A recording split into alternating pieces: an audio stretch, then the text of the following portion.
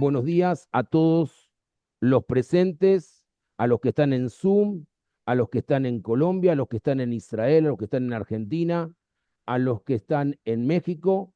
En fin, tenemos la grata presencia de contar hoy con el profesor Natalio Steiner, como ya lo dije en varias oportunidades y lo reitero, una persona de alto nivel de conocimiento en las áreas de historia, en la área de Biblia, pero es un analista político hoy reconocido mundialmente. Participa en programas de radio en Miami, como el programa Shalom, como el programa Radio High de Argentina, que salen en todas las latitudes.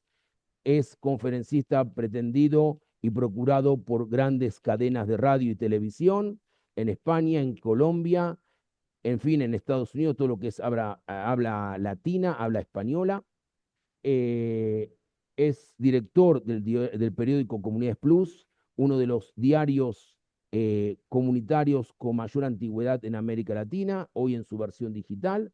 También dirige un grupo de WhatsApp junto con Ilan Buzni, que es permanentemente, tenemos noticias de Israel antes que salgan en las televisión, antes que salgan en las radios. En fin, contamos, como se dice en portugués, con una persona de gabarito, de alto nivel, que a pesar de su tiempo y de sus compromisos familiares, profesionales, educativos, nos brinda hoy la oportunidad de darnos un panorama de lo que es Israel hoy, a casi 2 años del inicio de ese conflicto que nadie lo pensaba, que ocurrió y que nos, como dice él, cada día se nos hace más pesado porque Israel nunca tuvo conflictos de tanta larga duración. Natalio, a tu disponibilidad, agradezco en nombre de la comunidad Bet Moshe, aquí en México, una comunidad pequeña pero grande en espíritu, muy sionista. Te quiero comentar algo que me emociona mucho, Natalio, que seguramente a vos te va a emocionar. El señor Moshe Rivera, cuando termina el Abdalá, él se pone de pie y canta el Atikva. Sí. Bueno, muchas gracias, Rubén. Gracias por la invitación. Gracias a todos los presentes. Y la verdad, quizá, qué mejor que empezar con las últimas palabras tuyas, el Atikva, la esperanza, el himno nacional de Israel. Necesitamos esperanza. Necesitamos esperanza porque estamos en momentos difíciles, críticos. Cuando digo difíciles y críticos, no estoy diciendo que peligre la existencia del Estado de Israel, Haz Shalom. No es así, pero sí situaciones confusas, complejas, difíciles de esta guerra larga, cansadora, agobiante, asimétrica entre una fuerza militar poderosísima como Israel y un grupo terrorista, en este caso el Hamas islámico, que se ha broquelado en un capricho islamista de sostener contra viento y marea a 20 pobres almas vivas y otras 30 pobres almas ya fallecidas hace tiempo atrás. Y no sabemos si los 20 están vivos, porque ni siquiera eso todavía sabemos. Necesitamos fortalecer y tener mucha esperanza, hacernos fuertes y tratar de seguir adelante. No bajar los brazos. El pueblo judío nunca ha bajado los brazos. Hemos tenido situaciones mucho más adversas, pero efectivamente este es un conflicto que nos agobia, nos aqueja. Hoy escuchaba una persona, un oyente, que decía con mucha razón, ¿cómo podemos todos los días establecer nuestra rutina de trabajo enterándonos de una mala noticia? Se murió un jayal y hay otro soldado que está gravemente herido y hay divisiones acá y hay divisiones allá.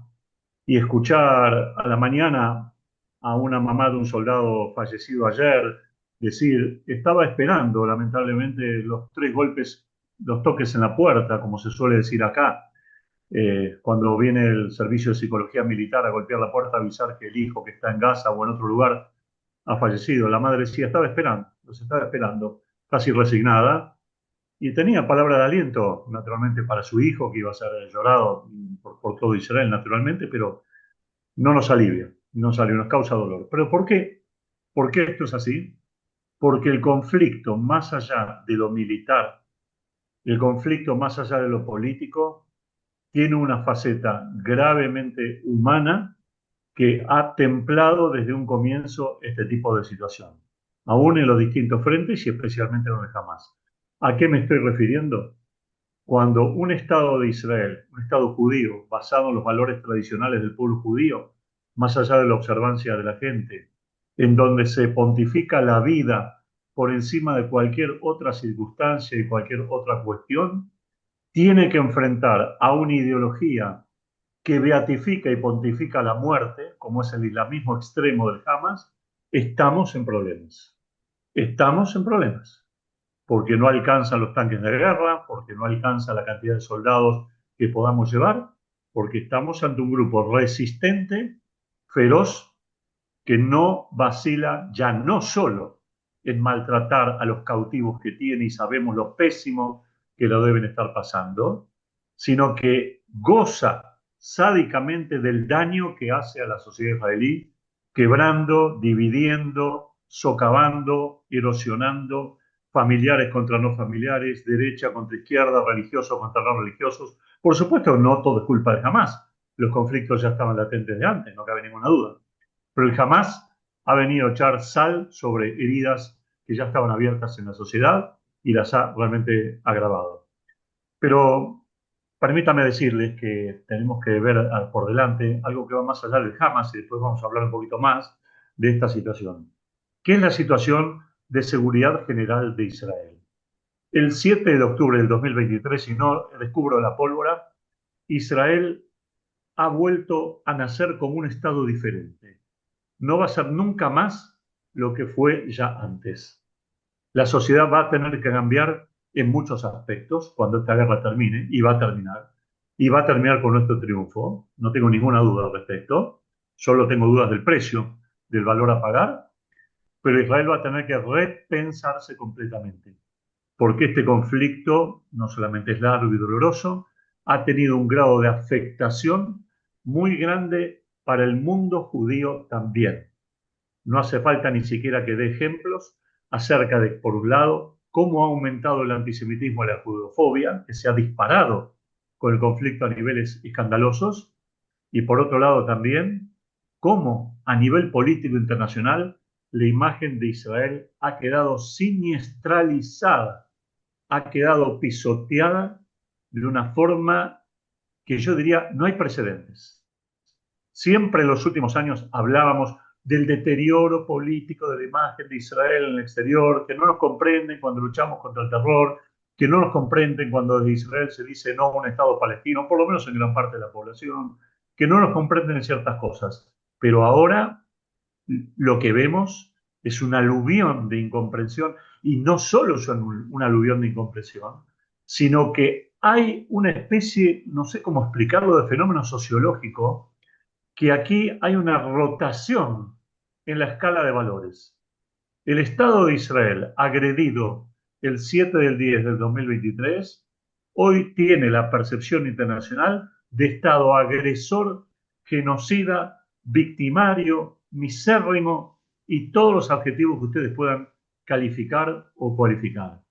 Y el Hamas tiene, no digo que una ponderación, un reconocimiento, porque no lo tiene, pero tiene una cierta sensación de hidalguía, tiene una cierta sensación de que en el exterior es comprensible porque en definitiva está haciendo frente a un enemigo muy superior, a un enemigo que ha transformado la justicia en venganza, según las apreciaciones, y a un enemigo impiadoso, a un enemigo letal, que, bueno, lleva a donde lleva la guerra a niveles inconmensurables. Israel tiene, cuando esta guerra termine, y quizás aún antes también, que hacer una revisión general de toda su situación de seguridad militar acorde a los cambios geopolíticos en la región.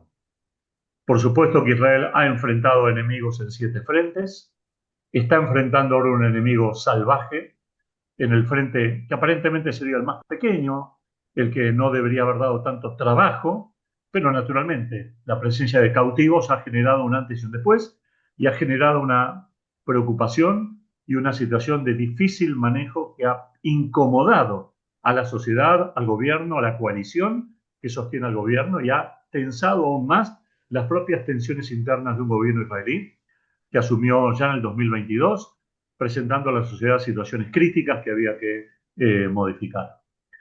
Es verdad que Israel ha tenido un triunfo apabullante, resonante contra el Hezbollah.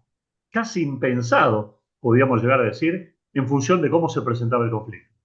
Es verdad que en el frente norte con Siria la situación ha cambiado espectacularmente en favor de Israel, aunque tenemos nuestros signos de interrogación graves respecto a quién ha llegado en el poder y por qué Occidente legitima tanto a esta persona que ha llegado al poder, proveniente del ISIS, pasó del ISIS a la democracia plena sin intervalos. Se afeitó un poco la barba, se puso corbata, se sacó el kefíe y sacó otros signos más, pero en definitiva, el hombre sigue siendo y manteniendo sus genes, su gen terrorista, básicamente también, y por eso ha pasado lo que ha pasado con los cristianos, con los alagüitas, y lo que ha pasado últimamente con los drusos, y lo que no queremos que pase con los judíos que viven en el Golán, en la zona norte de Israel.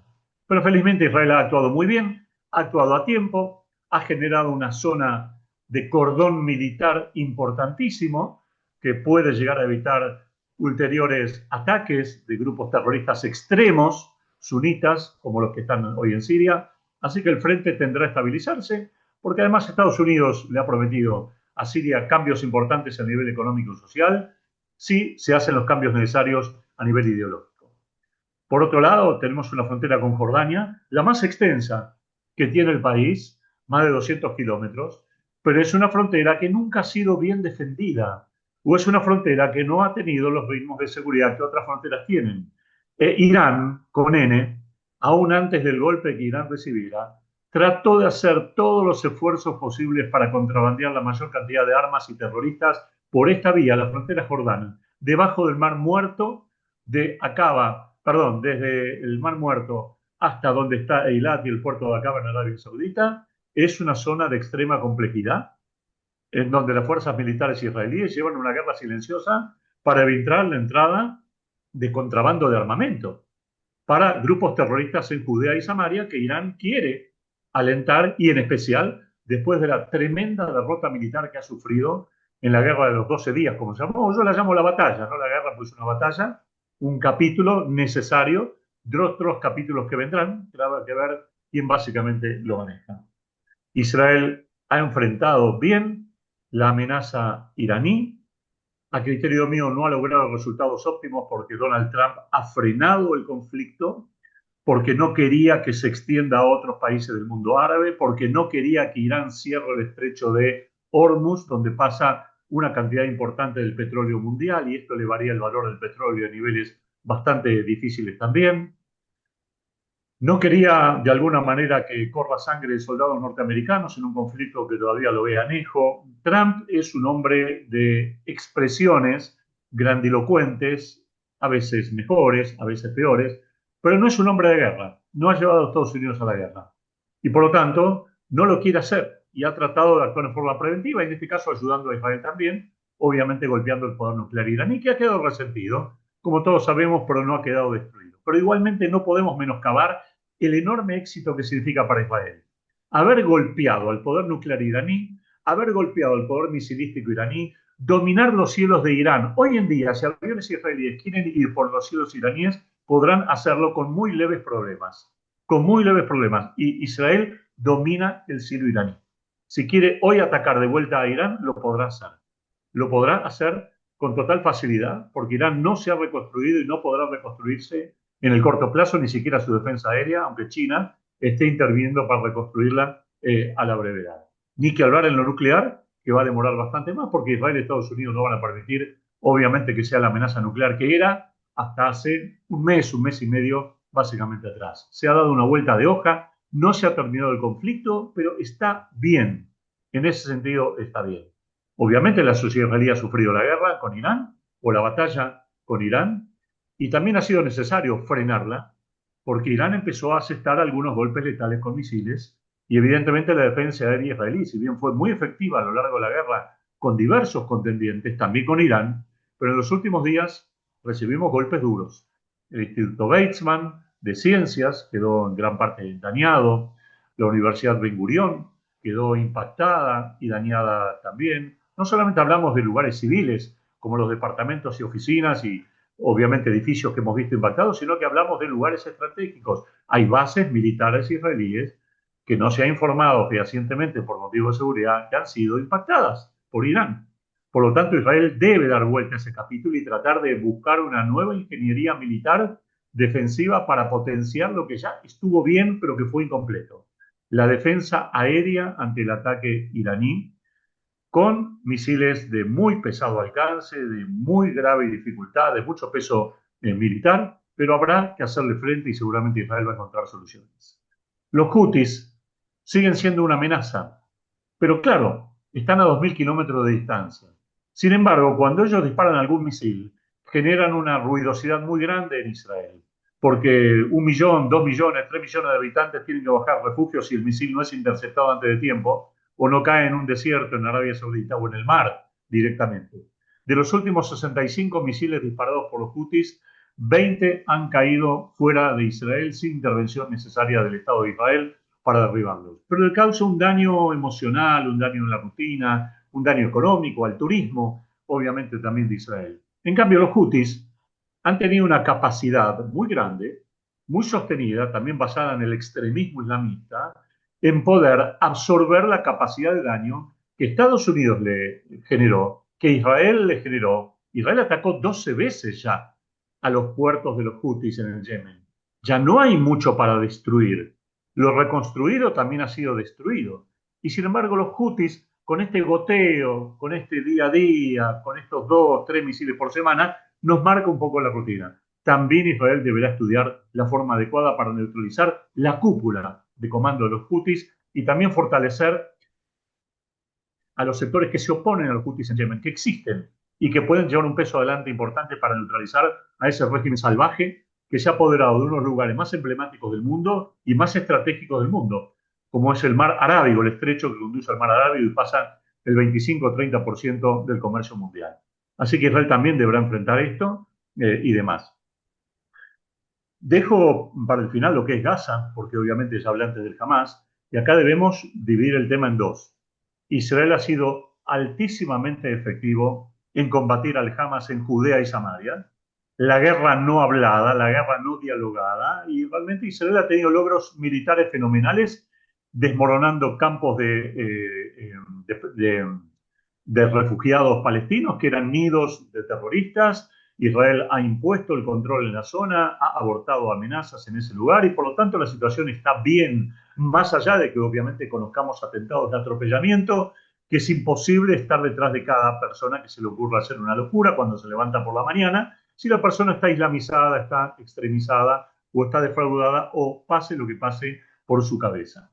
Yo creo que uno de los problemas más graves que enfrenta Israel hoy por hoy es que el mundo occidental piensa, ve, mira el conflicto entre Israel y sus vecinos como un conflicto desde una mirada occidental. Se puede hablar, se puede llegar a un acuerdo, se puede haber límites, esta parte para vos, esta parte para mí, pero en verdad no están entendiendo nada. Si no entienden la mentalidad oriental aquí de lo que significa tregua y lo que significa victoria y lo que significa derrota, no logran entender nada. Si no logran entender lo que significa chiitas y sunitas para el mundo islámico y las divisiones importantes que entre ellos tienen, no van a poder comprender el fenómeno geopolítico que se está viviendo en la zona, que es un cambio general de estabilidad regional. El eje islamista conducido por Irán está siendo derrotado, nos falta Gaza, naturalmente, poder derrotarla en su completud, si es que esto se va a dar, porque lo dejo ahí por el momento con un signo de interrogación, a qué llamamos derrota y qué llamamos victoria, y por otro lado, está generándose un eje sunita comandado por Turquía y por Qatar, que se transforma en las nuevas potencias regionales que Israel debe mirar con mucho cuidado, bajo todo punto de vista, por la magnitud de las ambiciones que tienen. Turquía, de reconstruir su imperio otomano en decadencia de 1918, y Qatar de transformarse en esta potencia regional en la zona, siendo un muy pequeño Estado, pero con un enorme poder no militar, un poder político, estratégico, económico, que obviamente contempla su presencia en Occidente y en Oriente también. Quiero pasar al tema de la Franja de Gaza, porque ahí se nos presentan tres escenarios a esta altura del partido y no hay más tiempo para más, porque la sociedad israelí está agobiada, cansada y necesita para un lado o para el otro una definición. ¿Cuáles son los tres escenarios? Primer escenario, la posibilidad de que haya un acuerdo marco importante con el Hamas islámico. Que en el marco de ese acuerdo se logre la recuperación, aunque sean dos tandas, soy pesimista, aunque sean dos tandas, de los 20 cautivos que están retenidos ya hace casi 700 días, una enormidad, una enfermedad absoluta y total. Para esto, Israel deberá hacer graves sacrificios importantes y hay que ver si está en condiciones de hacerlo, habida cuenta de lo que el Hamas está exigiendo. Y el Hamas no quiere ceder en nada, no quiere perder poder político, no quiere perder poder militar, aunque está derrotado, militarmente está derrotado. Israel ganó la guerra, ya ganó la guerra. Mañana cantamos victoria y la guerra en lo militar está ganada por Israel, no hay ninguna duda. Pero ¿qué significa ganar? Bueno, esto es algo diferente.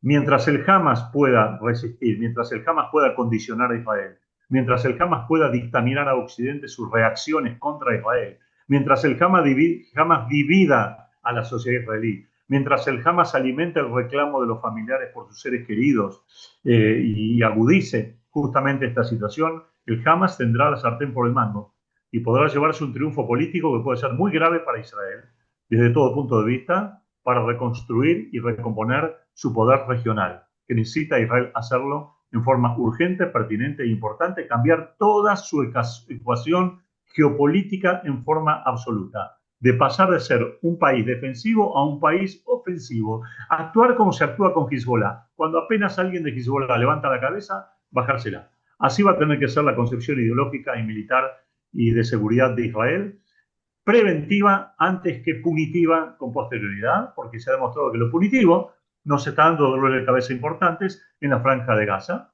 en este conflicto interminable. El otro escenario es el escenario de las líneas más duras del gobierno israelí que dicen basta, se terminó, no hay tiempo para más, aquí hay que terminar de conquistar la franja de Gaza, hay que expulsar a los líderes del Hamas o eliminarlos, hay que, buscar la palabra, hay que incentivar, alentar la migración máxima posible de palestinos, la mayoría, 2.200.000 no se van a ir, pero hay que alentar que se vayan la mayoría, hay que buscar países sustitutivos y realmente establecer una colonización judía, no por un tema solamente de raíces bíblicas o temas de la gran Israel o ideológicos, sino por un tema de seguridad.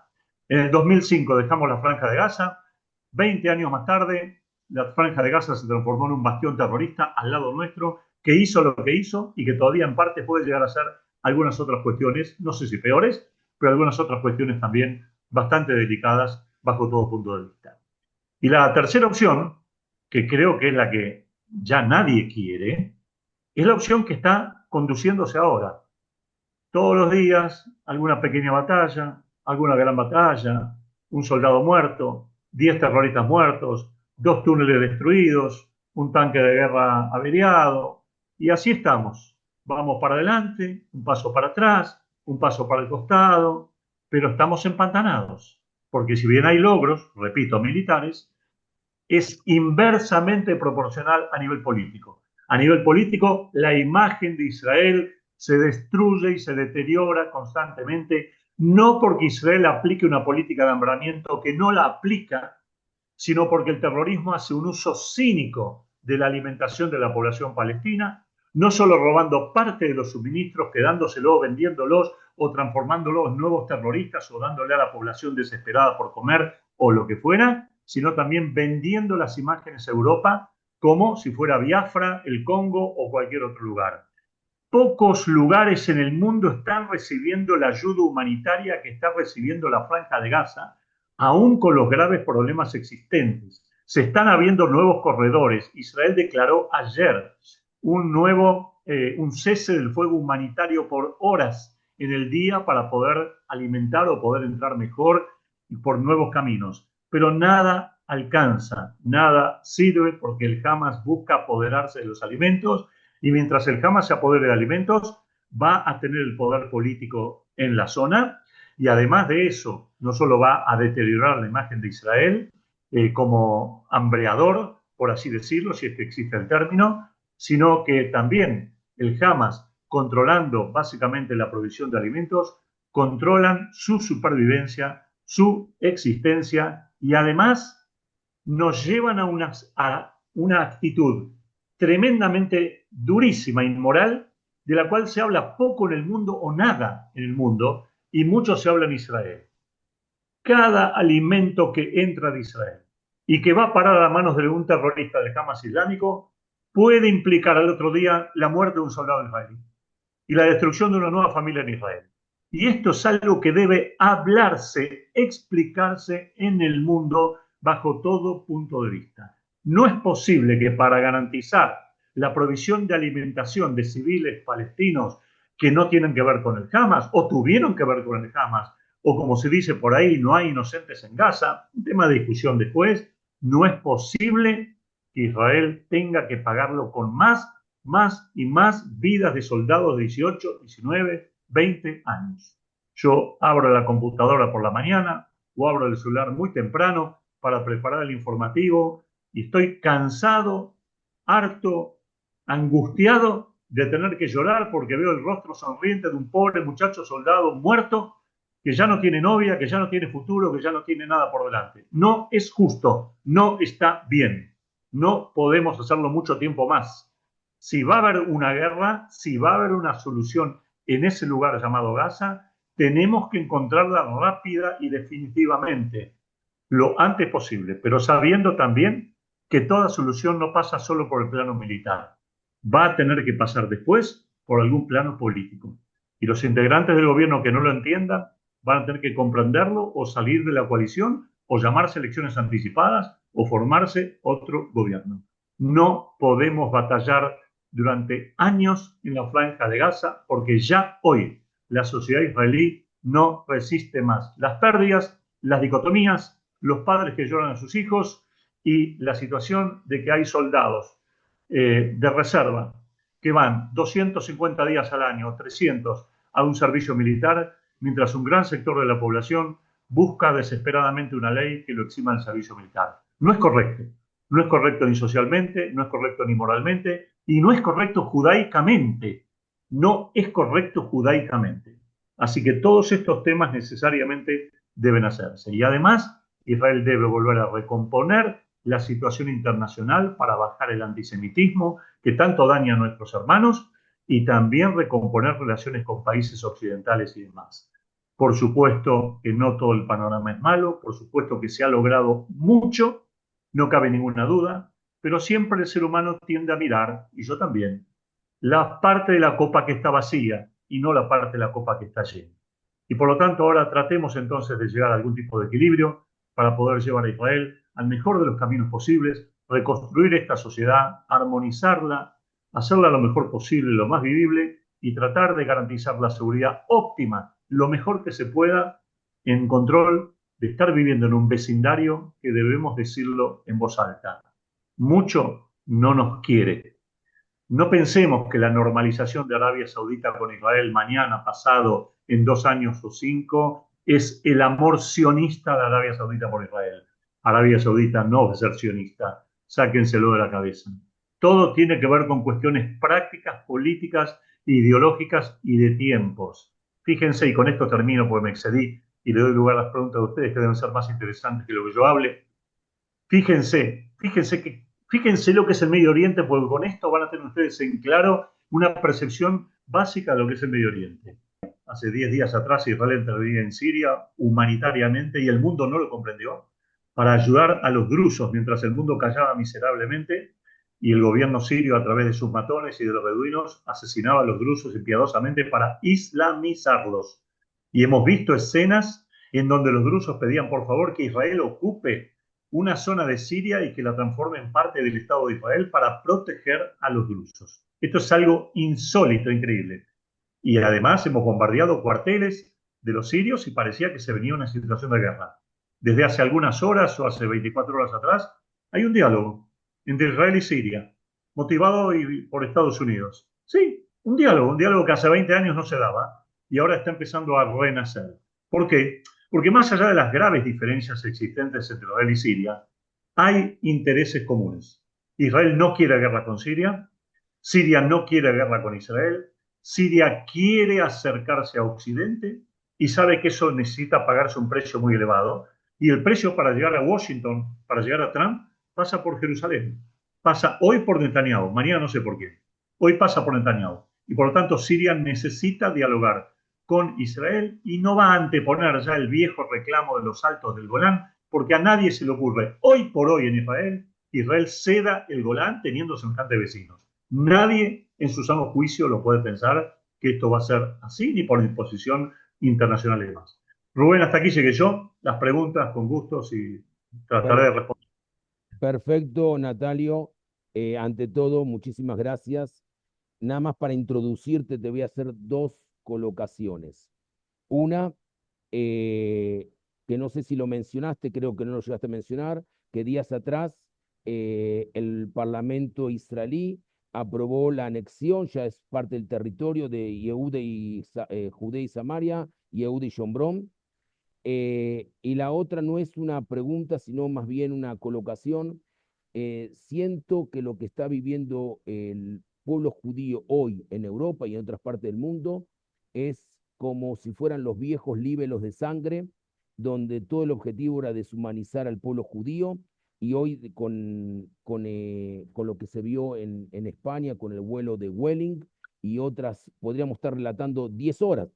Cada hora es un acto diferente. Vemos que tiene vestimentas diferentes, pero objetivos similares.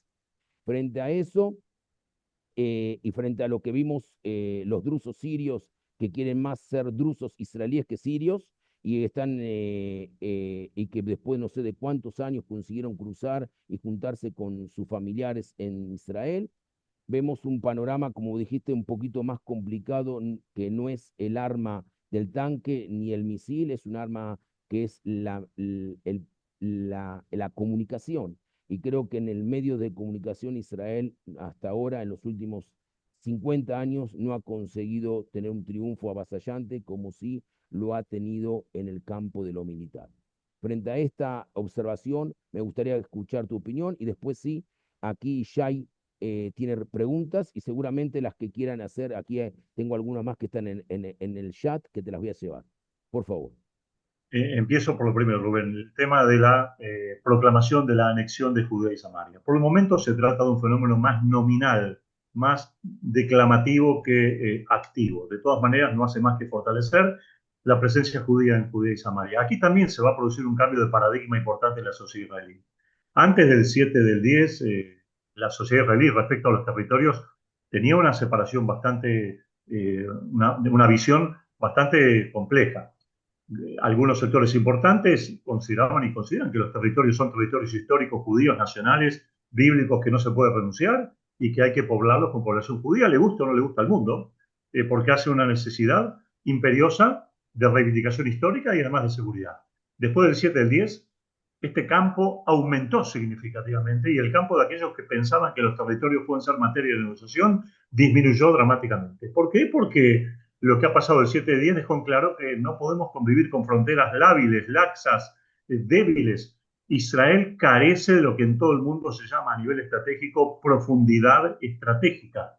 Israel no tiene profundidad. De Netanya hasta Tulkarem tenemos 15, 16 kilómetros nada más. Ese es el ancho mínimo del Estado de Israel en este momento. No hay país en el mundo que pueda soportar la presión militar de tener que defenderse en fronteras tan estrechas en algunos casos como el que he mencionado. Por eso, por el momento es nominal, es digamos, un juego coalicional.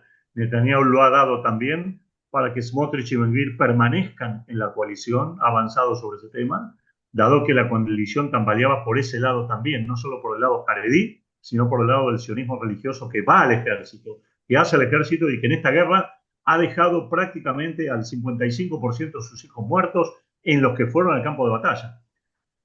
Digo esto porque yo sé que va a surgir la pregunta, ¿los religiosos no van al ejército? Mentira, los religiosos van al ejército. Hay ciertos religiosos que no van al ejército. Eso sí, pero tratemos de eso, de separarlos tantos, porque si no estaríamos estigmatizando gravemente un sector de la sociedad que ha dejado, vuelvo a repetir, al 50-55% de sus hijos en el campo de batalla. Y toda la sangre es igual, por supuesto, no tengo ninguna duda, pero marca el impacto de hasta dónde está comprometido un sector religioso nacional con la integridad de la tierra de Israel y su defensa. El otro tema del antisemitismo y la judofobia, naturalmente hay dos situaciones concomitantes. Primero, por supuesto, que ante un conflicto donde Israel está, de la magnitud que Israel tuvo, la judofobia estalla y se sale de los carriles, pero nos hemos encontrado con que ha salido de los carriles más dramáticos que hemos conocido desde hace muchísimo tiempo. Ya no vemos solamente sectores clásicos judeofóbicos, sino que vemos también expresiones de incomprensión absoluta hacia los intereses de Israel, como Francia, como el presidente Macron, por ejemplo, con declaraciones absurdas, ridículas, por lo menos en este momento, planteadas. La judeofobia va a afectar a las comunidades judías del mundo, no sé en qué medida, cuánto más, pero las va a transformar en más inseguras. No tengo ninguna duda. Se va a atenuar, cuando esto se termine parcialmente, se va a atenuar, no tengo duda, pero ya la semilla ha quedado plantada, está regada, hay que salir a explicar, perdón por el término, al verdulero de la esquina que no entendía nada y que se transformó en pro-palestino de la noche a la mañana por cosas que vio o escuchó o entendió lo que fueron, le comentaron. Evidentemente, los palestinos y especialmente el Hamas islámico ha hecho de la narrativa del Hamas un fenómeno de victimización fenomenal y ha tenido un éxito notable en materia de medios de comunicación. Y aquí el tema medios de comunicación. Una vez más, porque ya me he cansado de decirlo ya de hace 15, 20 años que lo vengo diciendo, y más también, Israel ha perdido la batalla comunicacional, si es que alguna vez ha decidido librarla como corresponde. Porque Israel siempre va detrás de los hechos, a defenderse en lugar de tomar una iniciativa de esclarecimiento importante hacia afuera antes de que los hechos sucedan, o ni bien sucedieron los hechos. Ya no es más tiempo de comunicados, no es más tiempo de declaraciones altisonantes, no es más tiempo de repudiamos tal cosa, y esto es válido también para todo el mundo judío también. Hoy por hoy, el nivel de consumo de información a través de las redes sociales le gana a los medios masivos de comunicación. Y por lo tanto, la gente hoy se informa mucho más a través de las redes sociales que a través de los medios de comunicación. Y por lo tanto, las redes han tenido un protagonismo, y tienen, y van a tener, un protagonismo importantísimo. Y uno de los temas que debemos dar batalla en forma importante en las redes sociales es lo que más caracteriza a la red social. La capacidad enorme de difusión en muy poco tiempo de un volumen de información inmanejable, que es difícil realmente de manejar y de poder responder. Pero vamos a tener que encontrar la fórmula para hacerlo, formando equipos especiales, grupos, como sea. Por favor, a los judíos de la diáspora, por su propio bien, les pido, les ruego, no esperen que el Estado de Israel salga mediáticamente a defenderlo, porque no lo va a hacer, porque no lo tiene todavía afinado como prioridad, porque entiende que un tanque de guerra de 10 millones de dólares vale más todavía, es más importante que la comunicación a nivel mundial, que eso puede causar dolor de cabeza, pero no causa víctimas fatales, y por lo tanto deberán buscarse estrategias defensivas cada una de las personas. Quiero contar una anécdota particular que me sucedió en los últimos días, justamente, y que creo que es un ejemplo de cómo hay que tratar de buscar una nueva forma de contestar a este aluvión mediático que tenemos. Me llamaron de la cadena colombiana Caracol. Yo nunca había hablado por la cadena colombiana Caracol. Cuando busqué algunos datos me di cuenta que es una cadena oficialista, valga la redundancia, apoya al presidente Petro. El presidente Petro no es de las simpatías de Israel, ¿verdad? No le simpatiza Israel desde muy temprano el conflicto, desde los primeros días, y por lo tanto Petro ha tomado una actitud antisionista, antisemita, violenta, justificadora del Hamas islámico. No hace falta ni que lo reseñe. ¿Pero por qué lo digo esto? Porque cuando empecé a notar que el periodista que empezaba con preguntas que más que preguntas eran interrogatorios inquisitoriales hacia mi persona, entonces yo no me quedé timorato, tímido, en un rincón, a la defensiva, bajando la cabeza como antiguamente hacía el judío galútico. No, no, de ninguna manera. Lo que hice es subir la apuesta. Fui por encima, critiqué y demolí la imagen de Petro. Y al periodista que me entrevistó lo puse en problemas. Porque cuando me quiso decir que Israel asesinó a 200 periodistas, inmediatamente mi respuesta fue, no, no me digas números, dame nombres de periodistas asesinados. Pero no, lo descoloqué. No supo decirme ni siquiera 5 números, 5 nombres de periodistas asesinados. Y aquí hay algo que nosotros tenemos que aprender. Primero, volcar la ofensiva mediática nosotros y no esperar de rechazar la ofensiva mediática que se nos viene encima. Segundo, esto que dije es válido también para el 7 del 10. El 7 del 10 es verdad que murieron y fueron asesinados y violados y todos los aditamentos que ustedes quieran, 1.250 personas. Y es verdad que hasta ahora tenemos 897 soldados muertos, incluyendo aquellos soldados que murieron en Gaza y fuera de Gaza también, el 7 del 10. Todo esto es verdad. Pero ¿saben qué? Cuando hablemos ante los medios de comunicación, hagamos nombres. Llevemos nombres de 3 o 4 historias conocidas y hagamos nombres. La Shoah ha sido impactante, pero cuando hablamos de 6 millones de personas, la gente no se la puede imaginar. Pero cuando hablamos de una pobre Ana Frank escondida con su familia 1 año y medio en un refugio donde no cabían 3 personas, ahí la gente toma dimensiones humanas. Los palestinos hacen nombres, los judíos en nuestra defensa no hacemos nombres y por lo tanto pasa desapercibida nuestra argumentación. Tenemos que dar argumentación con nombres y tenemos que tomar la iniciativa comunicacional. Finalmente, la discusión con el periodista colombiano, ¿cómo terminó? Como debía terminar. Me dijo, señor, no tenemos más tiempo. Y la respuesta mía fue, no, no es que no tenemos más tiempo. Es usted el que no me quiere dar más tiempo porque no puede responderme mis argumentos. Y después me despidió y me cortó. Y después me enviaron la grabación, a Dios gracias, que creí que no le iban a enviar. Tenemos que pasar a la ofensiva mediática. Y lo digo con todo el ímpetu. Nosotros no podemos levantar armas por nuestra edad, no tenemos la capacidad militar para hacerlo, para eso tenemos el mejor ejército del mundo, que es el ejército de Israel. A ese ejército hay que sostenerlo, pero nosotros tenemos que luchar la lucha mediática que Israel no lucha, o lucha mal, o lucha poco, o lo hace en forma totalmente insuficiente. No esperemos a nuestra comunidad de turno. Y si nuestra comunidad de turno no se mueve, nuestra institución que nos represente por X motivo, golpear las puertas, salir, manifestar, acá estamos, queremos explicar, queremos decir, esto es el Hamas, queremos levantar las banderas de lo que el Hamas es y no de lo que ustedes piensan que el Hamas está peleando o por lo cual está peleando. Hay que pasar una ofensiva mediática ya, ahora, ayer, en forma inmediata, porque la imagen de Israel se va a siniestralizar mucho más y esto va a tener repercusiones profundas y negativas sobre la judeidad diaspórica. Ya lo estamos viviendo.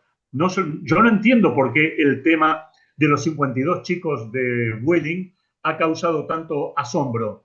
Uno se lo veía venir y se puede ver venir cosas peores que podemos ver. Algunas cosas han sido evitadas por servicios de seguridad de distintos países, pero estamos perdiendo el control de lo que es la sociedad europea, donde por distintos fenómenos propios se está islamizando en forma acelerada. Y cuando los gobernantes responden criticando duramente a Israel, lo hacen a sabiendas que responden a los intereses poblacionales de una población cambiante, porque ellos no pueden salir a defender a Israel si el Estado de Israel no se defiende como corresponde, y porque ellos mismos, por más simpatía que puedan tener por Israel y que repudien el Hamas y entiendan lo que Hamas hizo, no se van a poner en este momento en contra de su opinión pública. No se van a poner, no lo hace Macron, no lo hacen otros líderes. Así que no soñemos y asombrémonos por el hecho. Macron lo que dijo, lo que dice, Starmer en Inglaterra, en Alemania, fulano de tal. No nos asombremos porque ellos responden a su opinión pública y su opinión pública es la opinión votante. La opinión pública es votante. Así que tengamos en cuenta esto y tengamos en cuenta también los grandes cambios que está viviendo la sociedad estadounidense norteamericana, en donde el Partido Demócrata está girando aceleradamente hacia un progresismo desenfrenado y que evidentemente lo va a alienar de Israel y de las causas de la judeidad norteamericana, que en gran parte, curiosamente, vota a los demócratas. Si hay elecciones en Estados Unidos de cada 100 votos judíos, 75 van a los demócratas.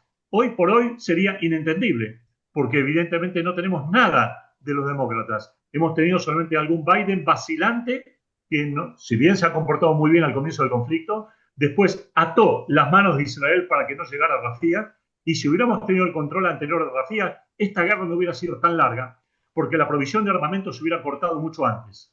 Se cortó cuando Israel logró dominar el límite y sellar los túneles que atravesaban Egipto hacia la Franja de Gaza. Ahí se cortó. pero ya fue demasiado tarde. Preguntas, Rubén, inquietudes, si puede responder. Gracias. Me tengo aquí Juan de la comunidad Beit Moshe de donde estamos nosotros, de México.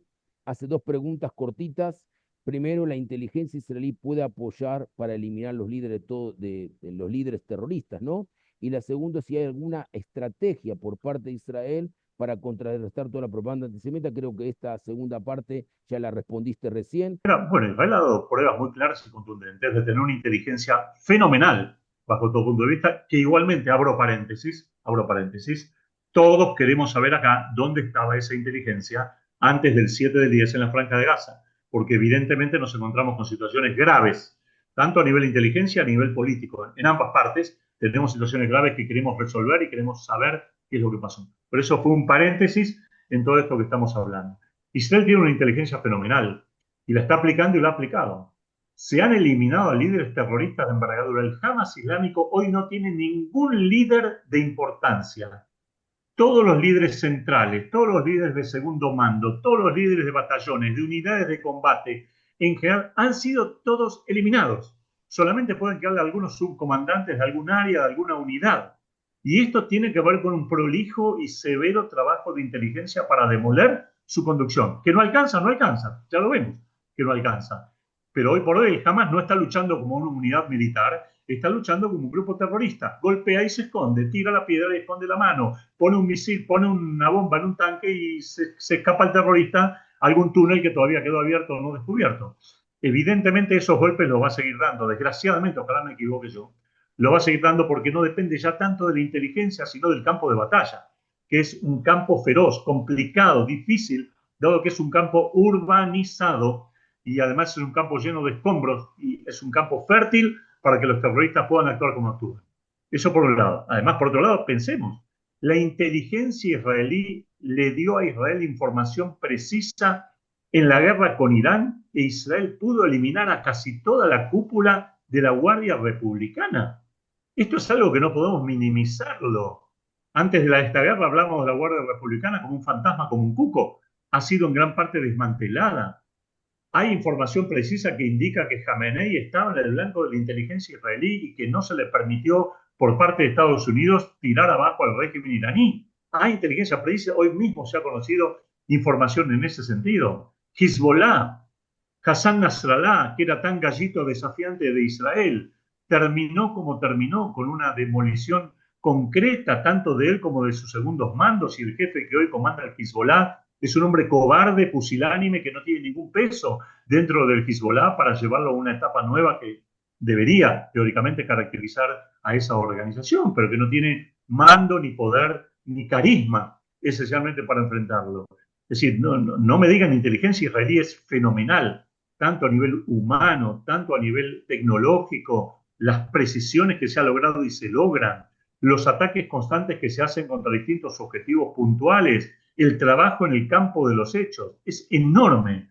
Si hay realmente después del 7 del 10, no hablo antes, pero después del 7 del 10, una unidad que ha luchado pero ferozmente 24 horas del día recogiendo información, abortando atentados en el exterior, brindando información a servicio de inteligencia. La señora Sara de Bet Moshe pregunta cuál es su opinión sobre los países que están recibiendo a los palestinos como un caballo de Troya, como caso Uruguay. Bueno, a ver, vamos por partes. Yo particularmente pienso que no vamos a poder convivir en paz entre palestinos y israelíes por mucho tiempo. Las heridas son profundas, de un lado, del otro. No voy a entrar aquí a hacer historia, puede ser más conocida, menos conocida. Y por lo tanto, la idea es que la Franja de Gaza, yo no diría que va a ser abandonada completamente por los palestinos, pero que, como dijo Trump, se normalice de otra manera, de otra forma, que garanticemos que ese vecindario que nos es tan hostil, de alguna manera haya algún tipo de gobierno internacional serio, porque Israel ya tuvo en sus fronteras fuerzas internacionales poco serias, en el Líbano, en la guerra del 67, en la guerra del 57 con Egipto, muchas veces las Naciones Unidas estuvieron en la frontera con Israel, pero no sirvieron realmente para nada. Si va a surgir una fuerza seria, compuesta por saudíes, egipcios, emiratíes, con algún respaldo de inteligencia de Israel, podría apostar a que la zona va a poder calmarse y desarrollarse también. Ahora, sí, yo también prefiero que muchos miles de palestinos vayan a otros países, sean bien recibidos en Somalia, en Indonesia, en Uruguay, el país que quieran, en Francia, si Macron se siente conforme, donde sea. Pero no creo que en los próximos años y muy largos años pueda cimentarse una coexistencia o convivencia palestino-israelí que nos lleve a buen puerto. No lo creo, realmente, francamente no lo creo, quizá por las heridas que me duelen desde el 7 del 10, pero soy muy pesimista respecto a este tema. Hay mucho para remar y no veo del lado palestino en especial, veo que la calle está dominada por los extremistas y del lado israelí también por el dolor y por ideologías también extremas, está dominado por líneas duras y por lo tanto los sectores duros cuando chocan se sacan estrellas. Así que no veo por el momento una posibilidad real en ese sentido. ¿Sí? O- Bienvenidos a los países donde vayan, que los acepten, que los integren, que les den trabajo, salud, comida, vivienda, lo que necesiten. Y si Israel tiene que apoyar económicamente eso, yo estoy a favor que lo haga. Dos preguntas, una está atrás de la otra conectadas. Alex Pandev, que tuvo la bondad de escribir, me dice por qué, te pregunta a vos exactamente, si estás a favor o en contra de la política de Netanyahu y cuál es el motivo. Y por qué, por una o por otra, justificando, ¿no? Es una pregunta ambigua, pero la hago igual. Y la otra es, pregunta Eva, si se mataron tantos líderes del Hamas, ¿cómo puede ser que no se pueda recobrar a los secuestrados? Es decir, ¿cuántos más líderes de Hamas hay en Gaza que no se pueda cobrar a los secuestrados? Eh, y la última, que una tras la otra, ¿por qué Egipto no aceptó a los desplazados de Gaza? Bueno, a ver, vamos por partes, vamos a tratar de dividirlas, Rubén, porque son muy complejas ya de por sí. Voy a tratar de empezar a responder por la que pregunta Eva de Buenos Aires, acerca de por qué nos es tan difícil poder acceder a los secuestrados. Acá en Israel hay dos teorías respecto a este tema. Una teoría es la teoría que indica que Israel sabe y tiene mapeado con toda la inteligencia, con la información, dónde están cada uno de los secuestrados que aún están con vida, si es que están con vida, no sé hasta dónde logra saber Israel este tipo de cuestiones. La otra opinión es que Israel no lo sabe, no tiene la información precisa y por lo tanto los tanques de guerra, los soldados, deambulan por ahí buscando cuevas a ver si aparecen algunos de los secuestrados en algunos lugares donde todavía no se ha incursionado o no se ha incursionado en profundidad. Son las dos teorías que están en vigencia. Ambas teorías coinciden en algo. El hecho que no haya una conducción palestina centralizada, justamente,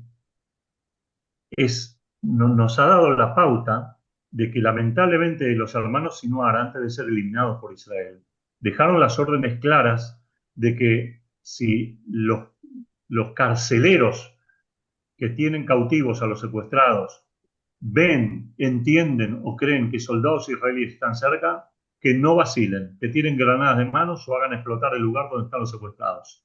Es decir, como se diría bíblicamente, Tamut nafshi y maplishtim, que mi alma muera con los filisteos, que fueron las últimas palabras de Sansón, el juez, cuando tiró abajo el templo filisteo y mató a 3.000 filisteos, y él murió, naturalmente, aplastado, ¿sí? Porque, primero, que no tiene nada para perder, y segundo, la mentalidad islamista, lo dije antes, pontifica la muerte y no la vida, y por lo tanto ven a la vida como un elemento que conduce hacia la muerte, que es donde está la verdadera vida, básicamente en general.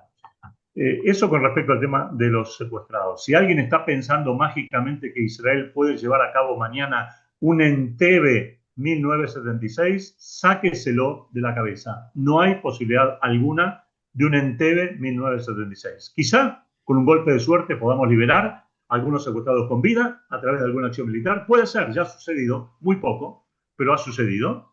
Quizás, tengo mis serias dudas a esta altura de la cuestión, porque creo, me da la impresión que cada secuestrado, cada grupito de secuestrados donde está muy vigilado por terroristas que van a actuar antes que cualquier soldado israelí puede ponerles una mano encima. Eso por ese tema.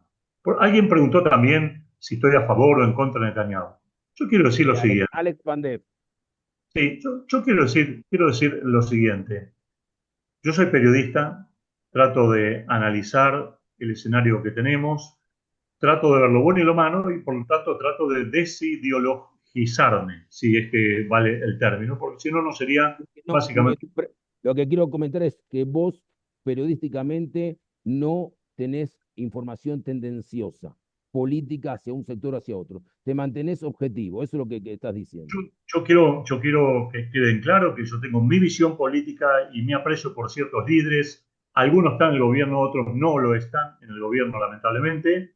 Pero no circunscribo mi análisis a cómo pienso ideológicamente. Yo circunscribo mi análisis a los hechos objetivos que tengo frente a mí. Y en ese sentido creo que Netanyahu va a ser una persona que va a ser muy, muy difícil juzgarla por sus triunfos y sus fracasos, porque tiene de ambas cosas.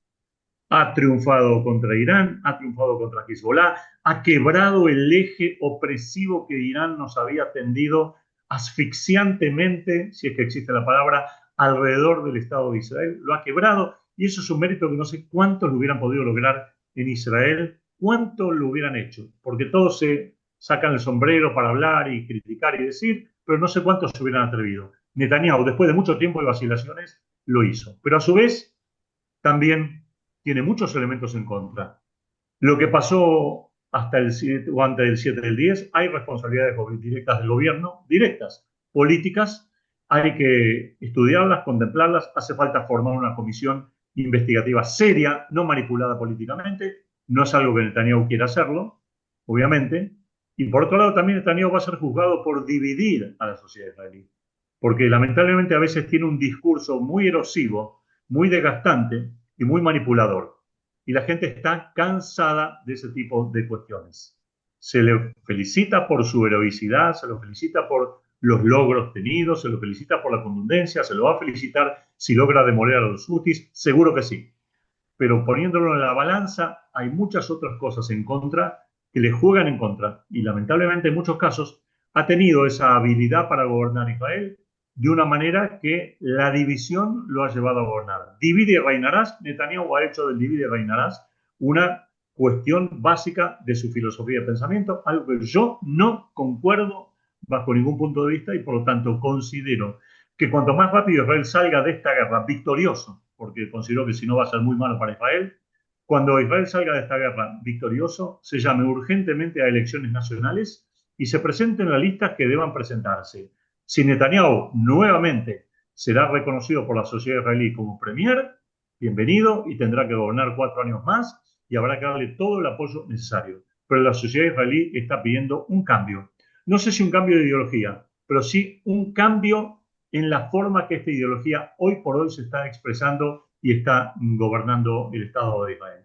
Esta es mi visión respecto al tema de Netanyahu. No sé si hay una tercera pregunta, creo. Por La allí no. tercera es, ¿por qué Egipto no aceptó a los desplazados de Gaza? Egipto. Y ya que está así, ¿por qué no se presiona para que Egipto acepte esos desplazados? Bueno, Es Egipto decir, es una pregunta casada, ¿viste? Una y la otra. es muy clara. Es el matrimonio la pregunta.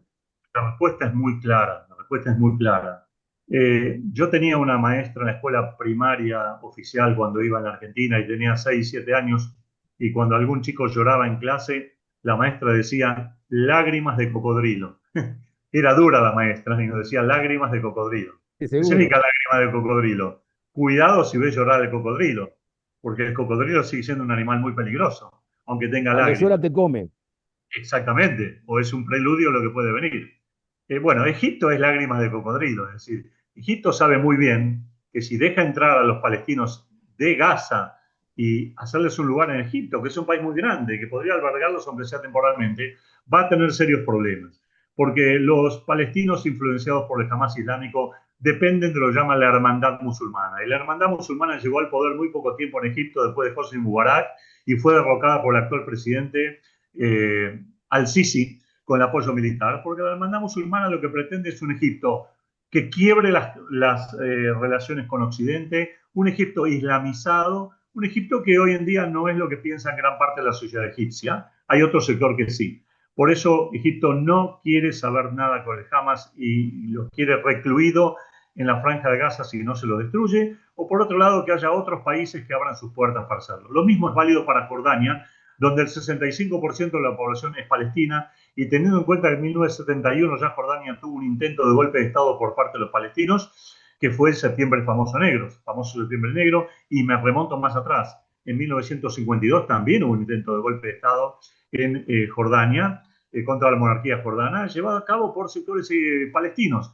Es decir, los palestinos son un pueblo por el cual muchos lloran, pero después guardan su pañuelo y quiere que otros seque las lágrimas. Así que esa es Yo más que todo, discúlpame, yo diría que más que un pueblo, son rejuntados como los chinos en su época agarraban a los presos políticos y los jugaban en una isla, y yo creo que todo el mundo llora por él, pero ninguno lo quiere tener en su casa. Es decir, así, yo lloro por el pobre, pero sácamelo de mi casa, anda a otro lugar. es así, es así. Por eso digo, enarbolar las banderas de la causa palestina hoy por hoy resulta algo muy popular. Lo vemos en distintos sectores de la ultraizquierda, en distintos países del mundo, lo vemos en sectores liberales. Es decir, es una bandera que hoy cotiza mucho desde el punto de vista de la política, ¿no? Porque Sí, pero ninguno se lo quiere llevar a su casa, porque Bashar Assad, el padre no Bashar Assad, Hafez Assad, el padre de Bashar Assad, los mató, los mandó a Líbano. En el Líbano también fueron echados, es decir, en Kuwait no los quieren, en Arabia Saudita tampoco. El mismo Saddam Hussein los puso ahí a trabajar para hacer pozos de arena. Es decir, que sí, sabemos lo que piensa cada uno de ellos. por eso todos quieren que sea Israel el que resuelva el problema palestino-israelí a costas de que Israel lo pague, pero Israel, bueno, no tenemos territorio para pagarlo, entonces la población o gran parte de la población es muy reticente y sobre todo por el hecho de que los palestinos no nos quieren en la zona. Es hora que Mira, digamos las cosas son creo que cosas como son. Cuando hablan del río al mar, son claros, son sinceros, no es un eufemismo, es un deseo. Y lo que puede diferenciar a la Autoridad Nacional Palestina del Hamas Islámico son los tiempos, son las formas, son las maneras, son el correctismo político, pero el deseo, el anhelo está, porque está en el gen de la causa palestina y es entendible desde el punto de vista de ellos, aunque nosotros, por supuesto, no lo vamos a darle valor o no le vamos a acreditar, pero está básicamente en el gen de ellos. Ellos siguen considerando al Estado de Israel como un Estado intruso, como un Estado impuesto por los británicos, como un Estado colonizador, al sionismo como un movimiento colonizador,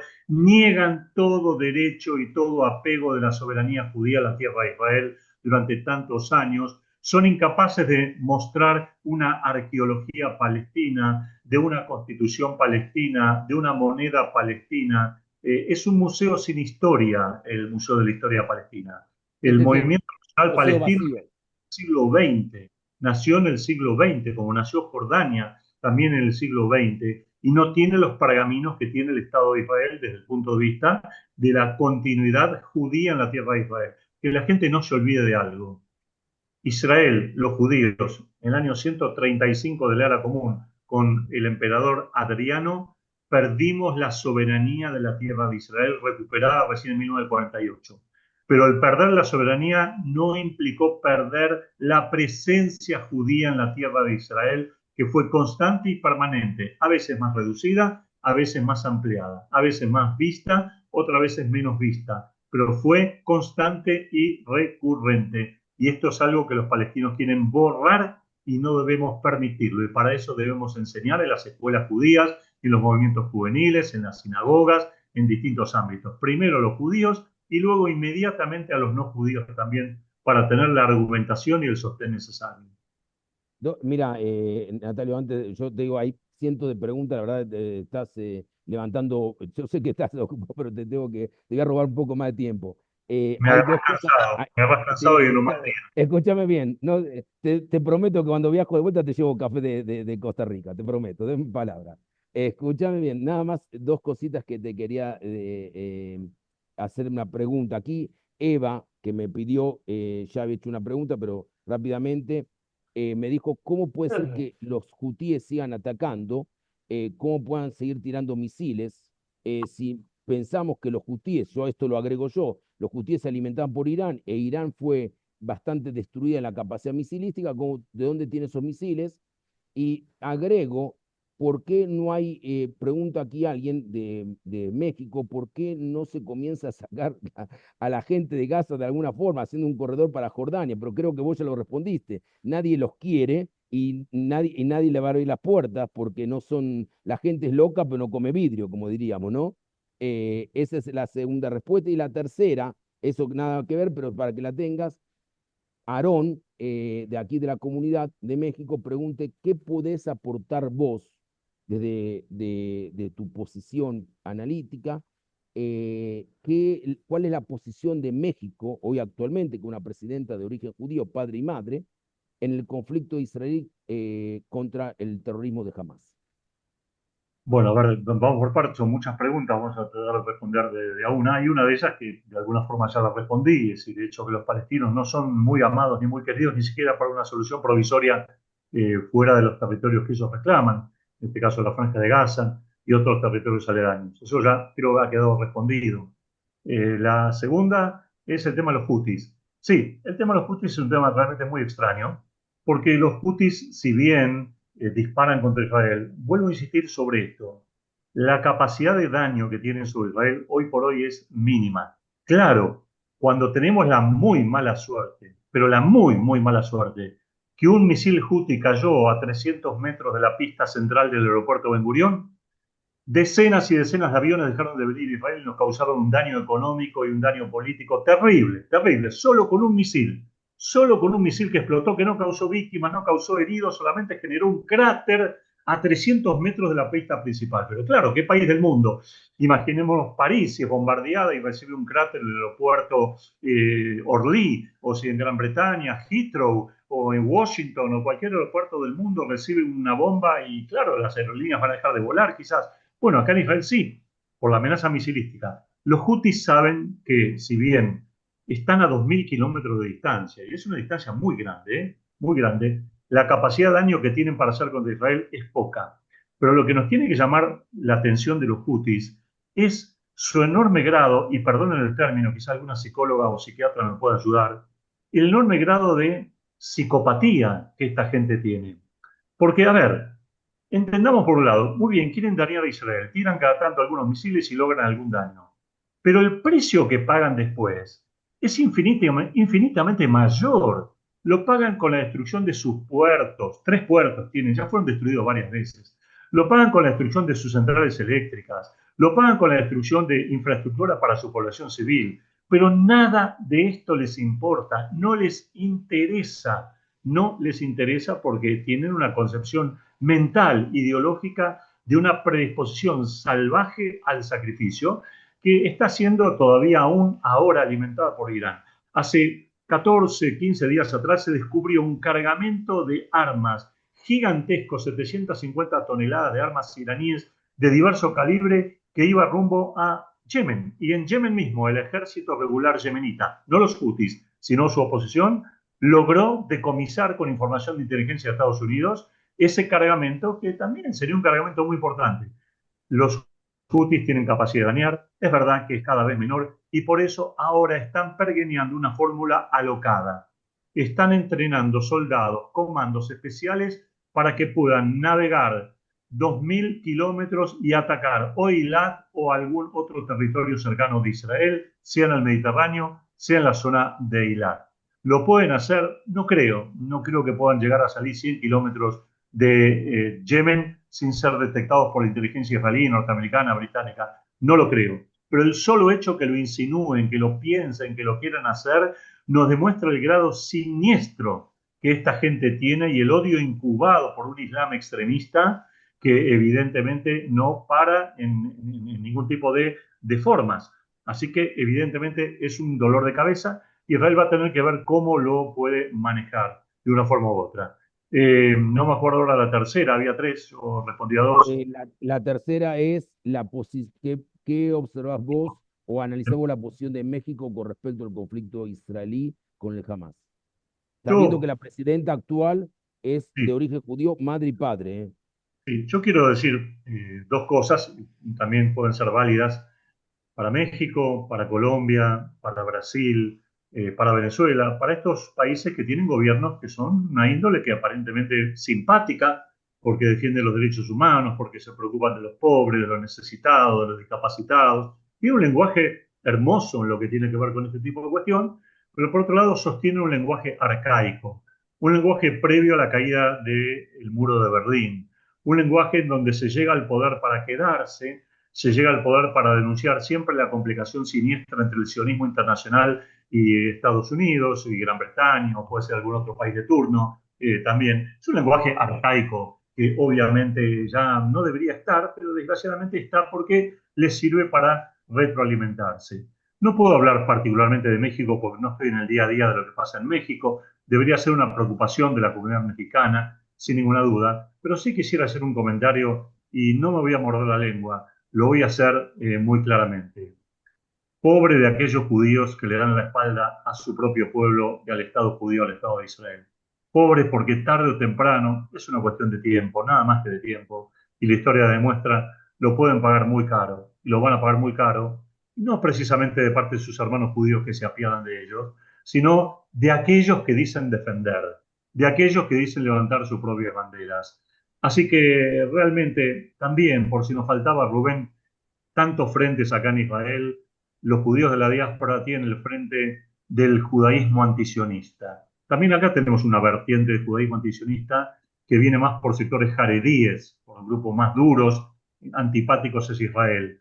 Pero en la diáspora se nota mucho más la presencia de judíos antisionistas que, para sacarse supuestamente el peso de la responsabilidad de defender al Estado de Israel, prefieren posicionarse más del lado de aquellos sectores que levantan la bandera de sus enemigos, pensando que de esta manera van a quedar a salvo de los rencores y de las angustias, etcétera, etcétera, cuando la historia nos demuestra con creces ya desde el siglo XIX en adelante lo mal que le ha ido a todos aquellos judíos que han practicado el antisionismo para salvar su propio pellejo.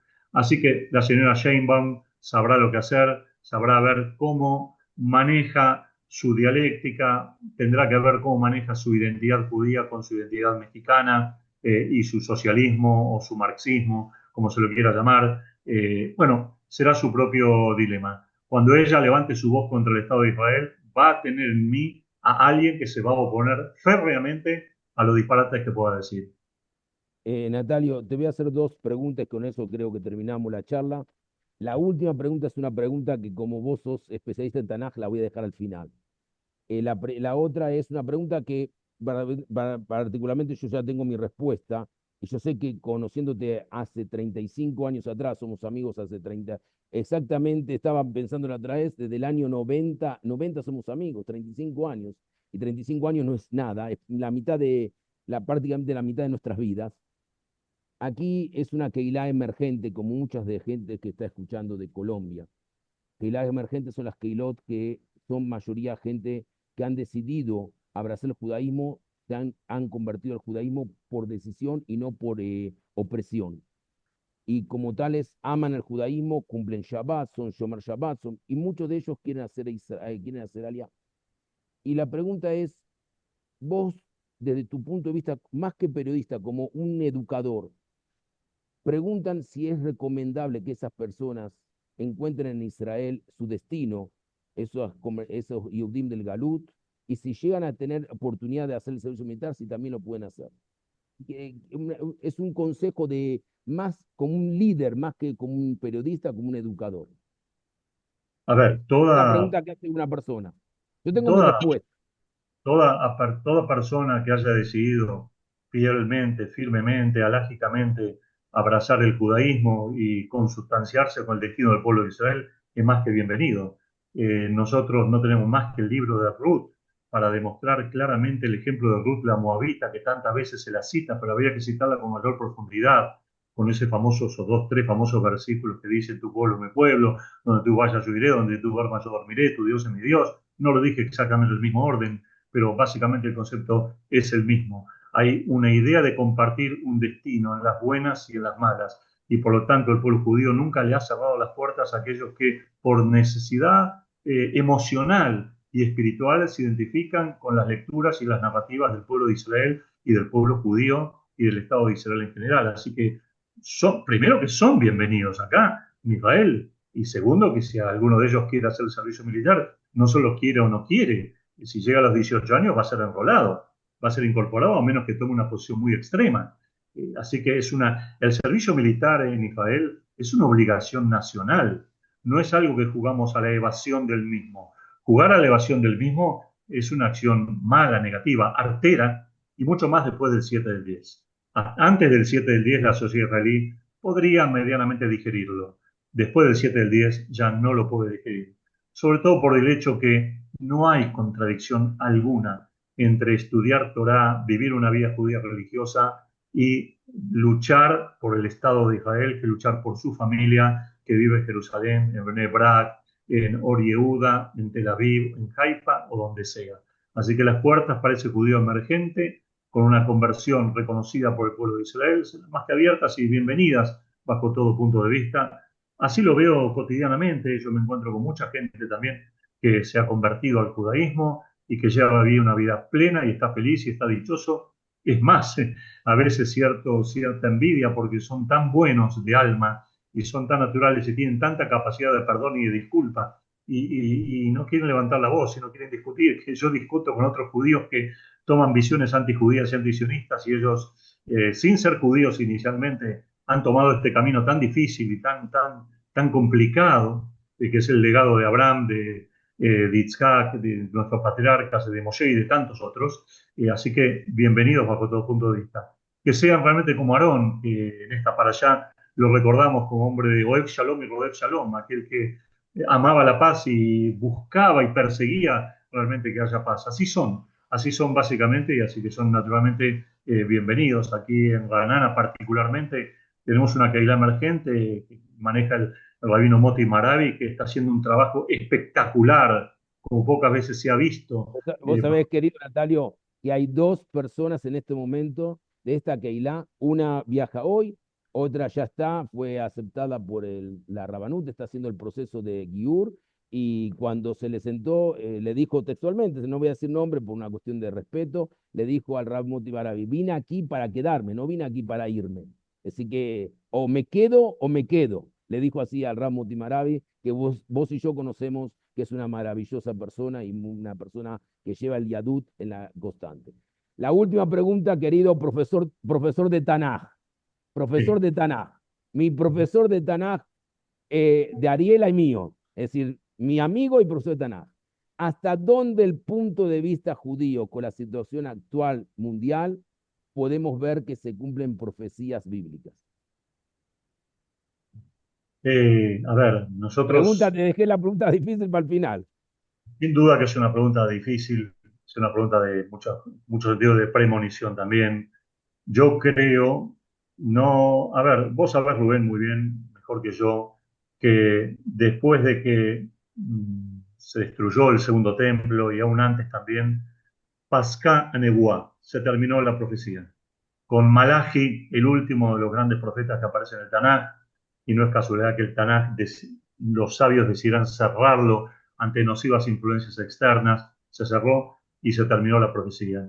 También sabes que el Talmud dice que la profecía habría quedado para los tontos, para los locos, para los niños, para aquellos que todavía no tienen una capacidad aceitada de razonamiento madurativo, por así decirlo. Por lo tanto, me pones en una situación profética que yo no puedo responder. Lo que sí puedo responder, bajo todo punto de vista, y lo digo como Oleh Hadash, que vine hace 2 años y medio acá a este hermoso país y esta tierra tan sacrificada, lo que sí puedo responder es que no sé si todo el Estado de Israel es milagroso, pero que hay milagros en el Estado de Israel, no tengo la menor duda.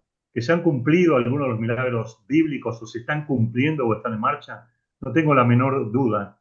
Cuando veo aquí a sectores o a jóvenes que están con sus abuelos muchas veces sentados debajo de alguna viña o sentados en algún lugar, me vienen las voces de la profecía naturalmente. Cuando uno lee en las profecías acerca de Yad Vashem, también sabemos que existe aquí un Yad Vashem. Y cuando uno ve a Jerusalén, por sobre todas las cosas, naturalmente siente que estamos en una época de cambios. Hay milagros, hay Mesías para el judaísmo, todavía aún no ha llegado, naturalmente así lo queremos nosotros, pero tampoco caigamos en un mesianismo delirante de pensar de que somos nosotros los que tenemos que arbitrar la capacidad de la realización de todos los milagros. Israel es tierra de milagros.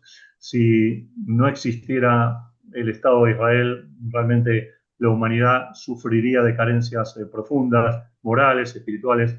No dejemos que nos roben la historia, no dejemos que nos roben nuestro mensaje, no dejemos que alteren todo esto y no dejemos que los extremistas islamistas que realmente quieren levantar sus banderas de triunfo las levanten porque van a ser una ruina para la humanidad. Hoy por hoy, Israel, y quizá como milagro, es el gran milagro, resistiendo lo que tiene que resistir, es el tapón que cubre la lámpara de Aladino para que no salga el demonio de dentro.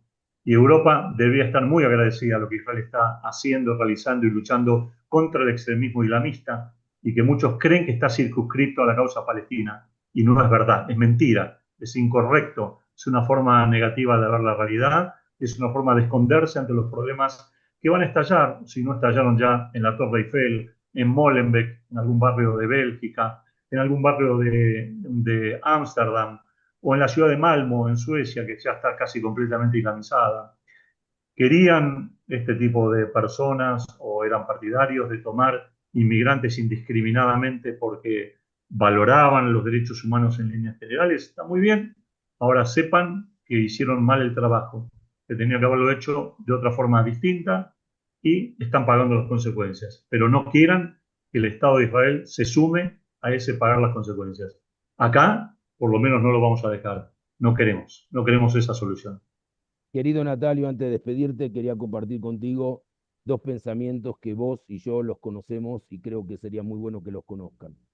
En los años 20, cuando Eretz Israel era Eretz Israel, no Medinat Israel, y nuestro rabino principal era el rabino Abraham Yitzhak Cohen Cook, fundador de Zichron Tzadik Libraja, fundador del sionismo religioso, me emociona. Él recorría los kibutzim de izquierda, los criticaron, lo criticaron mucho, y él contestó: prefiero ser criticado por Abad Hinam que por Sinat Hinam, que ser criticado por amor gratuito que por odio gratuito. Creo que en los días siguientes que estamos llegando a Tisha B'Av, tenemos que refortalecer el Abad Hinam. El pueblo de Israel tiene que saber que sin el Estado de Israel no seríamos nada y que la profecía de Yehezkel, de los huesos que se levantaron y se formaron después del holocausto, es la profecía que Akadosh Baruj Hu quiere. Cuando el pueblo de Israel está unido, no podemos nunca ser vencidos. No es, una, no es, un, no es una, un dogma peronista, es un dogma judío. Somos como la mano, Amejad, Levejad. Y lo último que quiero dejarte, y creo que conmigo compartís esto, lo que dijo el profeta Amós en el capítulo 9, versículo 13. He aquí que vienen días, dice Akadosh Barjú, dice el Eterno, que se aproximará el que ara al que ciega, y el que prensa las uvas al que arroja las semillas, y la que gotearán los montes vino bueno, y todas las colinas se derretirán. Haré volver del cautiverio de mi pueblo Israel, reconstruirán las ciudades que estaban desoladas, se asentarán, plantarán viñedos y beberán su vino, plantarán huertos y comerán frutos. Los arraigaré sobre su tierra, y no serán arrancados más de su tierra, que le es entregado, dice Akadosh Barjú, dice el eterno Dios de Israel. Y creo que el mundo no se dio cuenta. Volvimos el 15, el 5 de Iyar de 5707, 5708, perdón, 14 de mayo de 1948, para no salir nunca más de nuestra tierra. No va a haber otro imperio rumano. No va a haber Eh, otra expulsión. Rubén, lo que puedo decirte es básicamente que hablabas de los vinos y hablabas de los viñedos, justamente citando al profeta. Doy fe que he probado los mejores vinos de la tierra de Israel y que se encuentran también en Mebaser Sion, cerca de Jerusalén, unos vinos hermosos. Así que esas viñas han crecido y han dado sus frutos sin ninguna duda. Y también el otro punto acerca de que no nos van a desarraigar acá de la tierra es algo por lo cual estamos luchando. Estamos luchando para que no nos desarraiguen de esta tierra, que es nuestra tierra, la tierra de Israel. Y si quieren vivir aquí, tendrán que hacerlo obviamente con las condiciones pacíficas, naturales, que nosotros queremos, que nosotros tenemos para el crecimiento sano de nuestros hijos, porque no podemos permitir más que todos los días nuestros soldados, vuelvo a insistir, sabes que, y ustedes todos los tienen que saber, los que están en Israel lo saben, perdón que haga la pausa, pero lo saben. Acá, acá, a los soldados se dice Hayalim, pero ¿saben cómo le dicen cariñosamente, hasta en los medios de comunicación, los padres, la gente del común de la calle, les dice Yeladim, nuestros chicos, les dice Yeladim, y vos los ves acá caminando por las calles, estas chicas y estos chicos de 18 años, y verdad, no son Yeladim, ya son adolescentes tardíos, grandes, pero se los quiere como Yeladim, se los llora como Yeladim, se los lamenta como Yeladim, cuando realmente caen. Y no queremos más que esta sangría, no les podemos perdonar a nuestros enemigos este tipo de situaciones. Que nos critiquen como nos quieran criticar. Acá estamos luchando una lucha para eternizarnos en esta tierra, la tierra de Israel, para los que son creyentes, la tierra que Dios nos dio, para los que no son creyentes, la tierra que históricamente nos hemos desarrollado como tal, pero somos un pueblo, un solo pueblo, y guay, lo repito, porque me gusta repetirlo, guay de la Sheinbaum, que para salvarse nos dejan de lado. Guay, porque tarde o temprano viene de rebote y cae y pega muy mal. Gracias por la paciencia a todos, gracias Rubén por la invitación, un saludo a Gracias todos. a todos, gracias a la comunidad Beit Moshe que tiene la casa aquí abierta para que la próxima vez y todas las veces que vos quieras hablar, gracias a la gente de Colombia, de Costa Rica, de Argentina, de Israel, gracias a ti principalmente de habernos deleitado casi una hora y media de tu conocimiento, de tu sabiduría, de tu observación, de todo de sentimiento sionista, educativo, jinují, tal como lo hacías en Argentina, tal como lo haces en Israel, que Hashem Itbaraj y Shabbat Shemot te dé Arejut Yamim Tovim, largos y buenos años de vida con tu esposa, con nietos, bisnietos, y que yo tenga la oportunidad de verlos casados en la Jupá Masim Tovim. Gracias, amigo, te deseo lo mejor y espero verte prontamente donde sea, pero por lo menos en Jerusalén, en un capital, porque la última vez estábamos distanciados, pero ahora espero que no. Los esperamos a todos acá en Israel, en nuestra casa, y digo los esperamos en plural porque está también el señor Salmón Rahman, que vive acá en Ranana, que es amigo mío, y sabe que mi casa, su casa seguro están abiertas para que los Olim vengan acá a levantar alguna copa. ¿No es cierto, Salomón, que es así? Así que Salomón dice que sí, así que ya está seguro. Gracias por todo, que esté muy bien.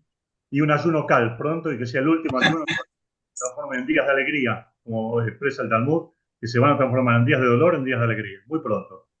Así sea, amén. Shavua Tov Mevorach, que escuchemos solamente Besorot Tovot y Yeshuot Benejamot. Gracias a todos, un Shavua Tov.